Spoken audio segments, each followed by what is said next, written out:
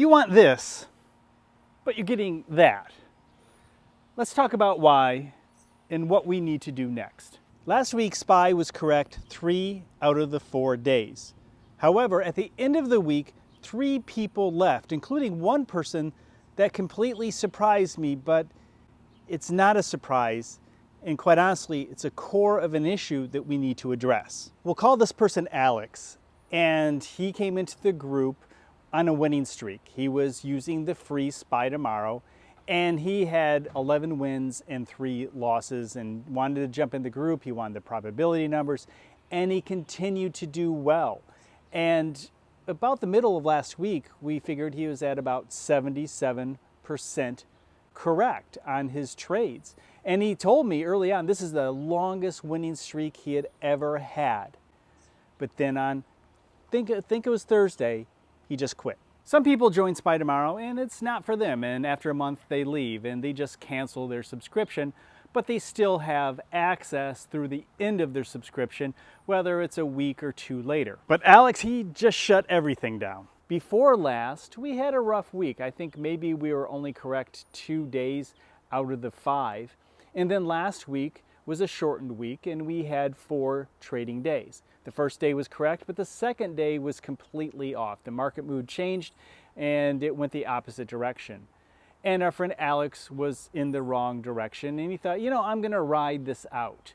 And then by the end of the day, our prediction said that, hey, it's going to be a down day the next day, but he was in calls. Although our prediction said down, he said, I'm gonna double down on my calls. And he did. Our prediction was right, and quite obviously, we know what happened. He lost a lot more money, and that's when he shut everything down.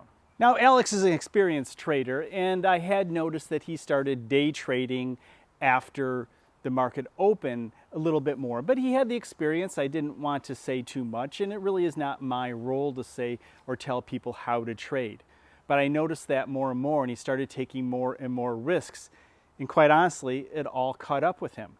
And that is the core of the problem of what we're trying to fix with SPYtomorrow.com. This scenario, along with a couple others, gave me pause and kind of forced me to look at my own trading. I'm going to share with you some of the next steps to how we'll attempt to fix these issues in a few moments. But first, let me share some of the issues that I've had over the last 6 months that have helped to give me pause through this process. As you know, we have a 30-day challenge, but right now, in the middle of June, we're in the middle of a year-long challenge. And the results are really not where they should be. Yes, I'm still beating the market, but we certainly are not near the target that we set for ourselves. The reboot of the SPY-T Challenge will be July 1st, 2024. Keep an eye out for that video. One of the issues is that we changed our approach to how we do this trade. We introduced the probability numbers, which has been a game changer and is a very important part of the process of the SPY Tomorrow trade. But it did change my approach, and I did some experimentation because of it. And that experimentation didn't always lead to good results. Now, another factor may be something that you experienced, and that was the move from Ameritrade to Schwab. Although Thinkorswim is still the same platform, the website platforms are very different. Now, there's some pluses there that I'll share with you in a moment that's going to guide us into how we're going to move forward. But ultimately, I had to learn, and I made some serious mistakes in the trading process. Another factor is something I've talked about in other videos. I just didn't trade on days that were big movers in my favor. And if you've traded a long time, you know it's those big moving days that are your bread and butter overall. The small trades day to day don't do a lot for your account. It's the big days that make it all worthwhile. But if you're not there and you don't know when they will be, but I tried to avoid some issues and ultimately missed opportunity. And maybe you've done the same thing too. So just like with Alex and my trades and other people who left due to frustration, we can only blame one person, and that is ourselves.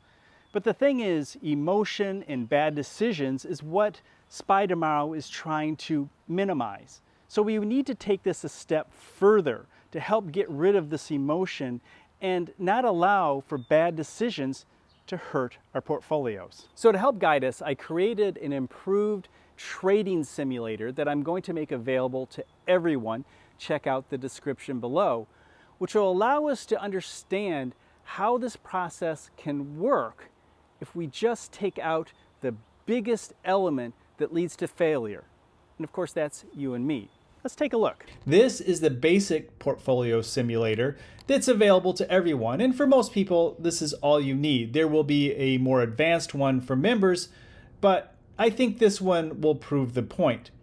And the way you do it is consider your initial amount. We'll call it $1,000. And then our position size. Let's say 5% of our portfolio is reinvested.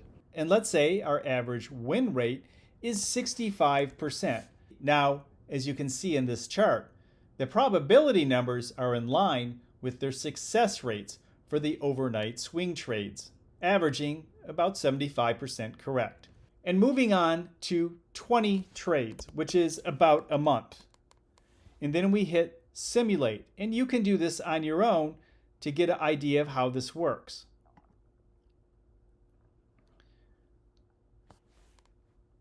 So based on this, you would have gained 11%. If you want to try it again to see how it worked, in a different scenario, click the green button another time. 11.5%. So you can see what the average is with each scenario. You click it and you'll see what the expectation just might be on average, which it looks like probably about 11.5% if we just let the system work. Let's make an adjustment. Let's base it off of 10% of our portfolio and 3 months. Click simulate.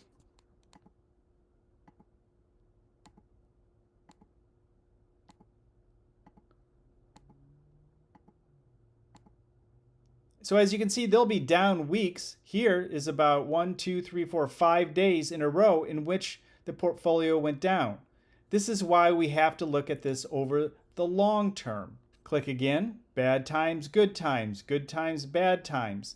We have to consider the fact that there will be good and bad times. We just have to let the process work. And one thing that I have found, the further out we go, let's look at a year, the stronger the results.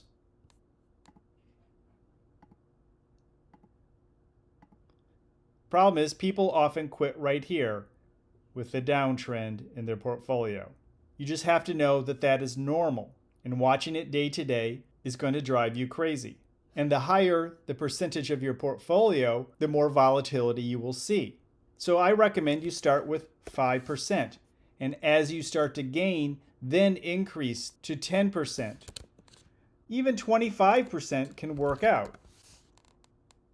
Let's take a look.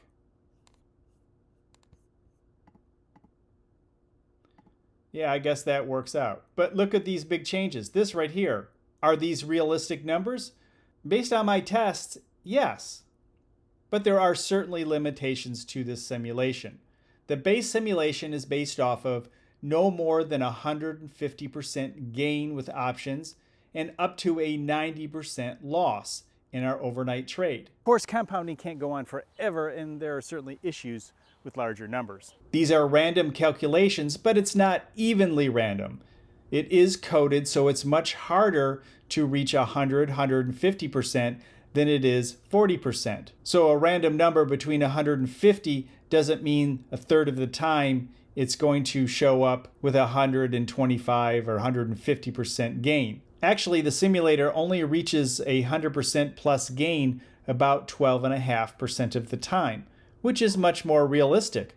But as you know, you can make 200 and 300%, but you can never lose more than 100%. But as I said, I capped this at 150%. It should be noticed that this simulation does not count fees or time decay or volatility as it relates to our overnight trades. Different markets most certainly will produce different results. Take some time to play with this portfolio simulation. Be conservative in your win rate, but notice that the longer you're in, the better the chance of success.